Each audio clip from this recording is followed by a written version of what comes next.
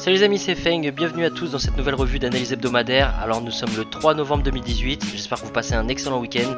Donc on va revenir dans un premier temps sur cette semaine donc riche en opportunités et dans une deuxième partie donc les projections pour la semaine prochaine. Allez, c'est parti.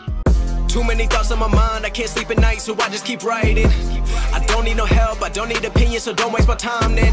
I just been living online, my city don't show me no love and that's fine. Alors juste avant de commencer, petite parenthèse, n'hésitez pas à vous abonner à la chaîne et mettez un petit pouce bleu à la vidéo, moi ça me permet d'atteindre plus de monde et de développer la chaîne YouTube. Merci à tous. Alors EURUSD, donc cette semaine, très belle opportunité. Vous voyez la semaine dernière au niveau des projections, d'habitude, pour ceux qui connaissent, je mets toujours des réactions de rebond, de renversement, par exemple comme ici, ou ici, d'accord, scénario rouge, scénario bleu, ou des scénarios de cassure retest. Okay, et là, vous voyez, je vous ai mis un scénario où directement c'était une chute d'EURUSD. Et pourquoi j'ai mis cette chute là? C'est tout simplement parce que on avait un setup depuis la semaine dernière de cassure retest du 1.14 institutionnel. Et le marché il a fermé ici avec une belle pattern de chandelier. On a un marteau inversé ici. Et donc on avait vraiment un fort signal, un fort indice comme quoi donc EURUSD allait chuter. Donc tout est possible. Hein, EURUSD aurait bien pu décoller bien sûr. Mais donc qu'est-ce qui s'est passé? EURUSD a donc comme prévu vraiment chuté de 100 pips. Donc bravo à tous ceux qui l'ont attrapé. Je sais que vous êtes nombreux à l'avoir attrapé. Donc félicitations à vous. Donc voilà, donc 100 pips sur EURUSD à la chute dès l'ouverture du marché. Alors quand je dis dès l'ouverture du marché, il fallait quand même être un peu patient. Et vous voyez ici pourquoi il ne faut pas mettre son stop loss trop vite à break-even. Hein. Vous voyez qu'avant la chute, ils sont venus quand même piquer plusieurs fois. Une fois ici, deux fois ici, et une dernière fois ici. Donc voilà, ne mettez pas votre break-even trop vite. Parce que surtout quand on est en swing, il faut laisser quand même de la place au marché, place à votre trade pour qu'il se développe. D'accord, donc voilà, donc 100 pips en chute sur EURUSD et après ça, donc le rebond sur les 1.13 institutionnels. Alors certains m'ont dit que selon les brokers, EURUSD n'a pas touché tout à fait donc l'institutionnel. Donc dans ces cas-là, écoutez, il vaut mieux laisser tomber le setup, d'accord. Quand c'est pas clean, il vaut mieux pas ne pas toucher du tout. Mais pour ceux qui l'ont rattrapé, écoutez, il y a eu un décollage de 150 pips. D'accord, 150 pips avant la chute donc qu'il y a eu au niveau des NFP. D'accord, donc 150 pips. La veille d'NFP, beaucoup m'ont demandé pourquoi, est-ce qu'il y a eu ce mouvement, est-ce que ça a moins bougé à NFP, ça a beaucoup bougé la veille, etc. Écoutez, la réponse, elle est très simple.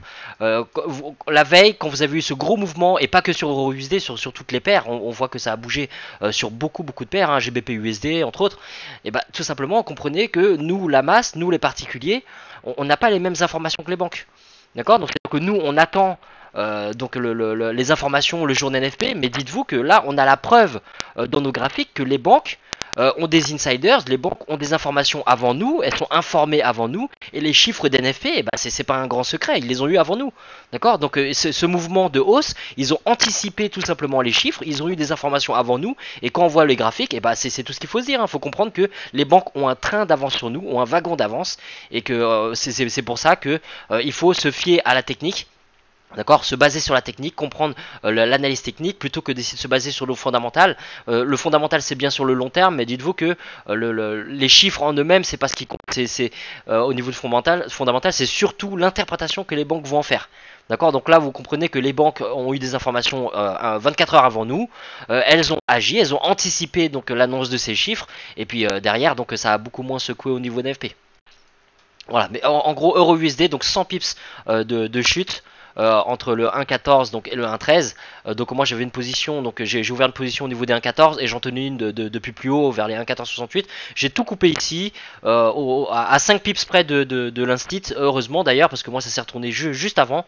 Et vous voyez, dans ces cas là c'est pareil, il faut toujours se dire qu'il faut pas être trop gourmand. J'hésitais à mettre mon take profit directement sur l'instit et au final je me suis dit bon 150 pips de profit, je vais pas chipoter pour 5 pips, donc j'ai préféré fermer et passer à autre chose. Donc vous voyez, des fois à quelques pips près, le fait de ne pas être gourmand, on réussit à économiser quand même pas mal de pips, parce que sinon je me serais mangé un retournement, j'aurais pas perdu derrière, mais bon j'aurais laissé 30-40 pips sur le trade. Alors que voilà, en fermant au bon moment, sans attendre forcément pile poil l'instit, j'ai pris un petit peu plus. Alors GBP USD, il y avait pas mal de pips à prendre aussi.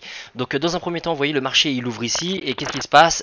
On a une cassure retest, donc des 1.28. Par contre là en H4, si vous vous attendez uniquement des patterns en H4, vous loupez vos opportunités. D'accord, donc c'est vrai que les patterns en H4 sont plus fiables, sont plus lourdes et ont beaucoup plus de poids que des patterns sur le time frame. Mais là, dans le cas présent, sur le scénario violet, si vous attendez les patterns en H4, et bah tout simplement vous voyez une cassure, vous voyez pas de retest. Par contre, si vous descendez en M15, regardez en M15 GBP/USD au niveau des 1,28, vous verrez. Il y a bien eu une cassure, un retest, un marteau et une englobante en M15. D'accord. Donc il était possible d'attraper donc ces 100 pips là, si vous étiez plus vif, à regarder sur des plus petits time frames. Ensuite, qu'est-ce qui s'est passé? Alors, c'est vrai que le prix il est un petit peu loin au niveau des 1,27, mais vous savez très bien qu'au niveau des 1,27, le scénario c'est quoi? C'est toujours pareil. Soit on a un rejet, soit on a une cassure retest. Donc le rejet par rapport au 1,27 de GBP/USD, regardez, hein, le prix il est monté jusqu'à 1,3041. D'accord? 1,3041, ça fait quand même 340 pips de hausse.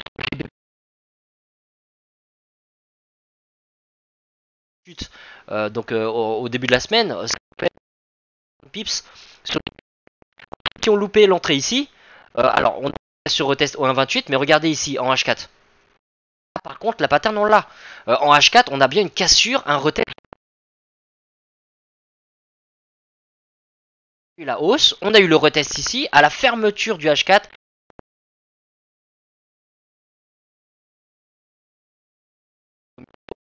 Le contrat est inverse, d'accord. On a la résistance qui joue au rôle de support, qui a un rôle de support maintenant. Donc il était possible de rentrer ici. Si vous avez loupé le wagon ici, il était possible de rentrer aux alentours des 1,29, d'accord, et profiter quand même de 140 pips de hausse sur GBP/USD. Pour résumer GBP/USD, donc pips si vous étiez descendu sur les plus petites cassure retest du 1,28, 340 pips si vous avez le courage d'attendre, de patienter, toute hausse, arriver au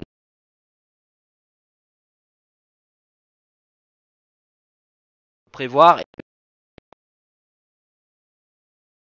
GBP 340 attrapé qu'à partir d'ici, et ben il y a 140 pips. Alors UJ cette semaine, donc il y avait un petit peu moins de pips à prendre, mais il y avait quand même des setups. Alors c'est un petit peu particulier. Donc le marché il a ouvert ici, et donc on n'a pas eu de retest, d'accord. Vous voyez le scénario violet, cassure retest, on n'a pas eu de retest au niveau du 112. Le scénario bleu il n'est pas du tout valide parce que vous voyez bien que UJ a complètement décollé. Et donc on voit par contre que UJ est repassé donc au-dessus de la trendline. D'accord, on voit qu'il repasse au-dessus. On a une pattern ici, on a un beau marteau, sauf qu'on va pas acheter juste, vous voyez, à 15 pips en dessous d'un gros instit des 250 pips. C'est là où vraiment votre ratio risque-profit n'est pas intéressant, c'est trop dangereux. D'accord. Donc à partir de là, qu'est-ce qu'on fait? On attend de voir ce qui se passe. Et là, vous voyez, on a une belle englobante. Donc après ce marteau, donc qui nous montre que le prix a réintégré le canal, on a une englobante qui repasse au-dessus de l'instit. Donc là, c'est beaucoup plus safe déjà, beaucoup plus prudent de rentrer à la fermeture ici. Et si vous rentrez à la fermeture ici, alors vous pouvez attendre aussi le retest. Mais vous voyez, à quelques pips près, on n'a pas de retest, donc on loupe le wagon. Et c'est pas trop grave. Hein. Il vaut mieux être exigeant sur votre discipline, sur votre plan de trading, plutôt que de chasser le prix et de vous retrouver dans des setups qui sont pas très propres. Donc, mais si vous rentrez donc après ce marteau et après l'englobante qui est ici, et ben en gros vous avez eu un décollage d'à peu près 70 pips. Ok, 70 pips sur UJ. Et sinon, bon, rien d'autre à signaler, ça n'a pas vraiment bougé très fort cette semaine sur USD/JPY. Alors AUD/USD cette semaine, donc il y avait un petit piège, je vais vous montrer, d'ailleurs je me suis fait avoir dessus. Donc AUD/USD, vous voyez le marché il ouvre ici et on avait un rejet du 0,71 institutionnel. D'accord, donc vous voyez cassure, retest, donc on a encore un retest, on a des rejets, et donc moi je suis rentré de manière agressive sur le 0,71, on est toujours en harmonie avec la tendance, donc à partir du moment où j'ai la tendance de mon côté, les chiffres sont en ma faveur, donc j'ai tenté ma chance. À partir de là j'étais un petit peu en profit, le prix est revenu, j'étais encore un petit peu en profit, et quand j'ai vu que finalement, donc vous voyez le prix, parce que là je suis rentré de manière agressive ici, mais de toute façon je pense que je serais rentré après. On a eu une englobante ici, regarde, on a eu un marteau ici, on a eu un marteau ici, un genre de marteau qui fait aussi office d'englobante, donc si j'étais pas rentré ici, je serais rentré après. D'accord, donc dans tous les cas je serais rentré en vente, il faut être objectif, et à partir de là ce qui s'est passé c'est que arrivé, j'ai coupé aux alentours des 29,30. Quand j'ai vu déjà cette bougie, je me suis dit bon là ça sent pas bon. Le prix il ferme clairement au-dessus de l'instit, c'est pas bon du tout. Et donc après je me suis dit bon ça peut très bien faire comme ici, d'accord, ça peut très bien, la bougie d'après je vais attendre 4 heures, la prochaine bougie, voir si le prix il repasse en dessous de l'instit. Au lieu de ça, qu'est-ce qui se passe? Le prix se met à décoller. D'accord, donc à partir de là, moi, aux alentours des 29, j'ai fermé. D'accord, et c'est là où vous pouvez voir, là on a un bel exemple justement de cas où il est très très important d'accepter ses pertes et de couper vite ses pertes. D'accord? Quand vous avez tort par rapport à votre analyse, quand le marché vous montre que vous avez tort, il faut tout de suite accepter de couper, accepter sa perte, parce que sinon, vous voyez très bien, si j'avais fait le têtu, qu'est-ce qui serait passé? Ça aurait été catastrophique. Vous voyez que AUD USD a décollé de 150 pips derrière ça. Donc l'erreur en général qu'on fait, c'est de faire confiance, enfin de poser notre trade maintenant sur l'espoir et donc d'espérer que le prochain niveau de résistance tienne. Donc qu'est-ce qui serait passé si j'avais espéré, j'aurais été en perte ici, et qu'est-ce qui se passe? Le prix continue de décoller. Après, j'aurais espéré que le bloc de contrat retienne le prix, et qu'est-ce qui se passe? Ça 0,72 et ça aurait encore décollé.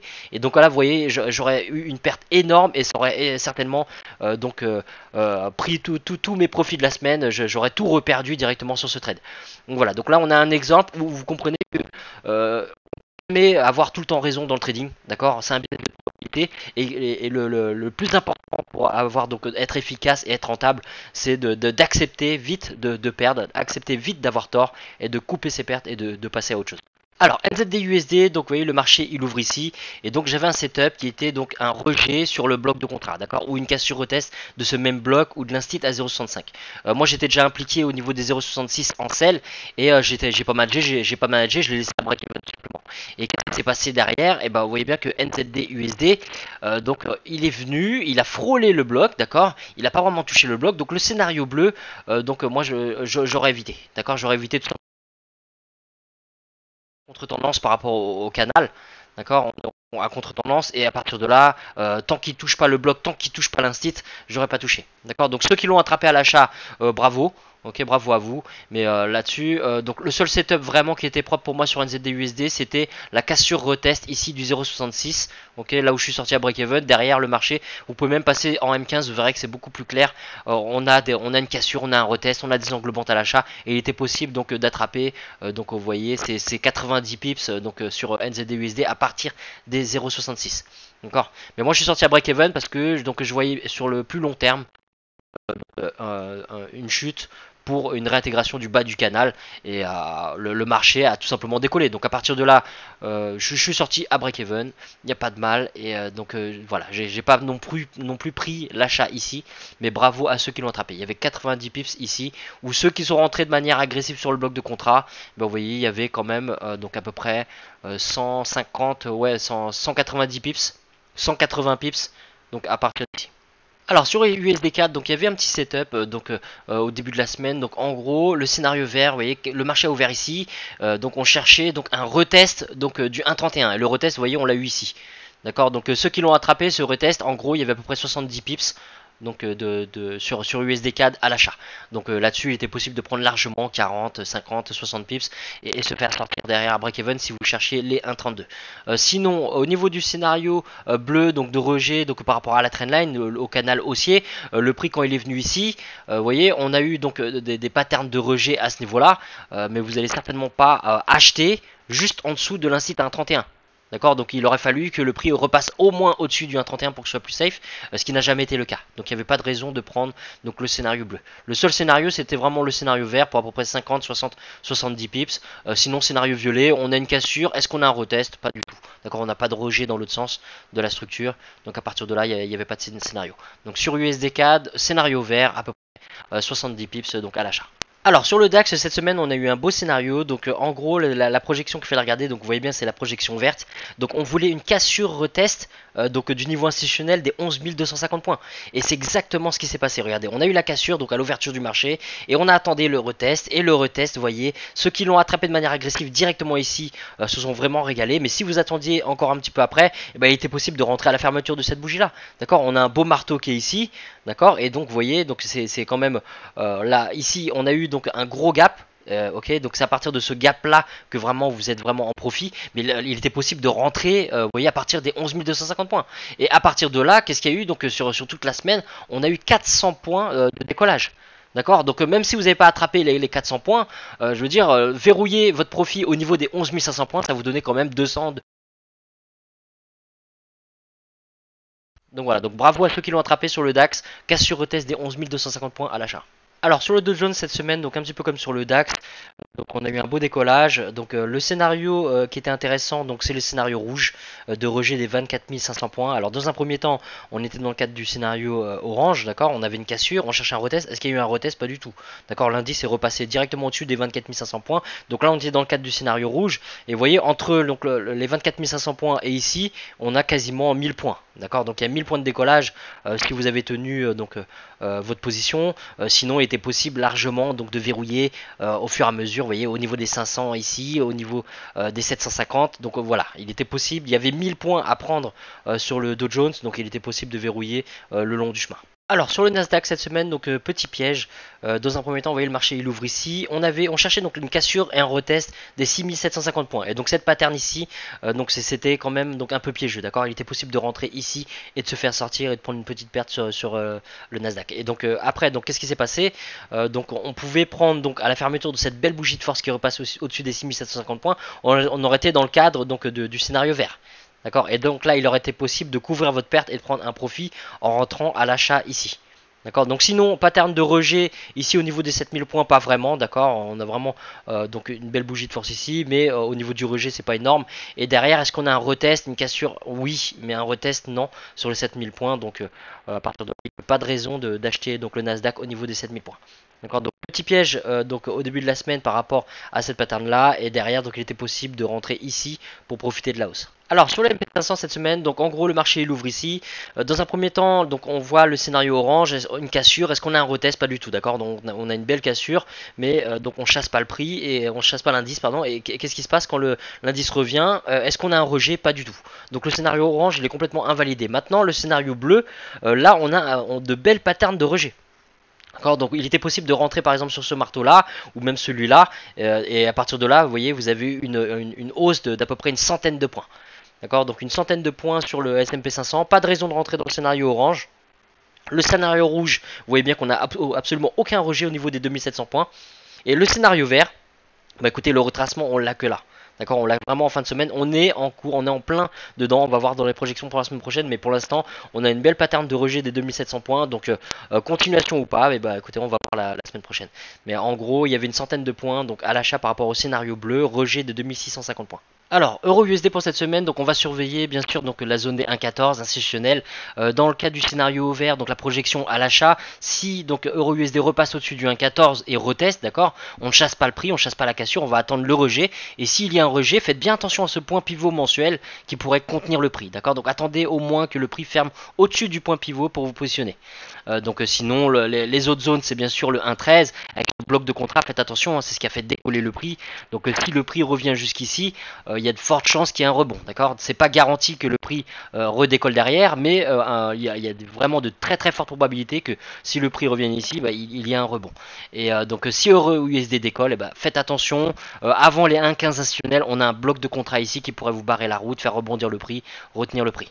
D'accord. Donc pensez, si vous êtes à l'achat et que vous êtes en profit, pensez à vous mettre à break-even, verrouiller une partie de votre profit avant de viser les 1,15. Alors GBP USD pour cette semaine, donc on va surveiller donc cette grosse zone institutionnelle des 1,30. D'accord. Donc surveillez bien si le prix remonte au-dessus, casse, reteste, on peut se positionner à l'achat. Sinon s'il est rejeté, vous avez de fortes chances donc que GBP USD chute. Et si GBP USD chute, alors surveillez bien cette zone des 1,29 institutionnelle qui est appuyée par le nouveau point pivot mensuel. Et si le prix passe vraiment en dessous et reteste, faites très attention, méfiez-vous de ce bloc de contrat. On a des blocs de contrat à tous les niveaux qui ont créé cette grosse hausse donc, de la semaine dernière.